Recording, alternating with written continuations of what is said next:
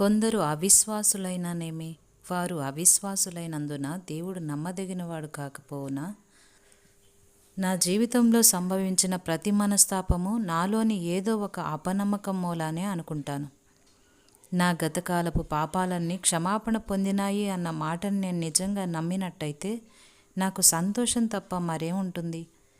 ప్రస్తుత కాలంలో నా జీవితంలో దేవుని శక్తి నిండిందని, నా మానసిక స్థితులకు అనుగుణంగా కాక ఎప్పుడూ ఒకే రీతిగా ఉండే దేవుని కృప నా భావికాలం అంతటినీ గొప్ప నిరీక్షణతో వెలిగించిందని, అపనమ్మకం వల్ల నేను దేవుని వాగ్దానాన్ని పరిగణించకుండా కాలుజారుతూ దిగులు పడుతూ ఉన్నప్పటికీ ఆ వాగ్దానం మాత్రం చెక్కు చెదరకుండా ఉంటుందని, ఆ వాగ్దానపు శ్వేత శిఖరాలు నిత్యత్వపు ఆకాశాల్లోకి తమ తలలెత్తి నిత్యము చూస్తుంటాయని, వాటి పునాదులు యేసు అనే బండ మీద స్థిరంగా ఉన్నాయని నేను స్థిరంగా నమ్మి ఉన్నట్టయితే నా బ్రతుకులో ఇక దుఃఖానికి తావేది?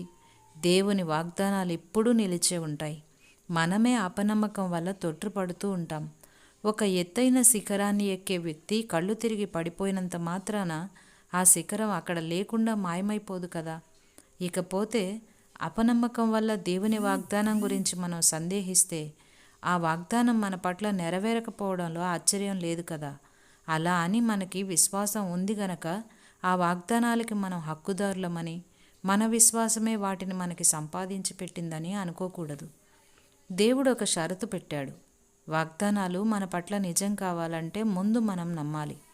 ఎందుకంటే ఇచ్చేవాడు తాను ఏ షరతుల మీద ఇవ్వదలుచుకున్నాడో నిర్దేశించే అధికారం అతడికి ఉంటుంది కదా.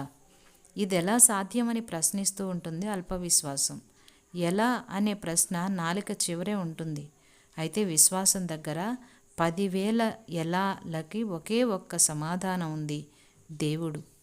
ఏ మనిషి ప్రార్థన ద్వారా తప్ప మరే విధంగానూ అంత తక్కువ సమయంలో అంత ఎక్కువ ఫలితాన్ని పొందలేడు.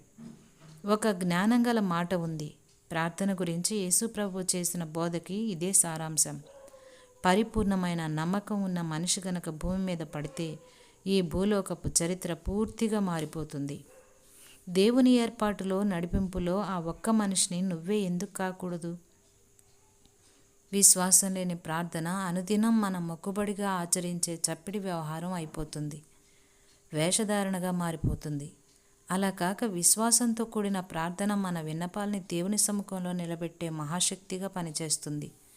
నీ వ్యక్తిత్వం అంతా నీ ప్రార్థనలో లీనమై దాని ప్రయోజనం గురించి నీలో దృఢనమ్మకం కుదిరేదాకా అసలు ప్రార్థించకపోవడమే మేలు.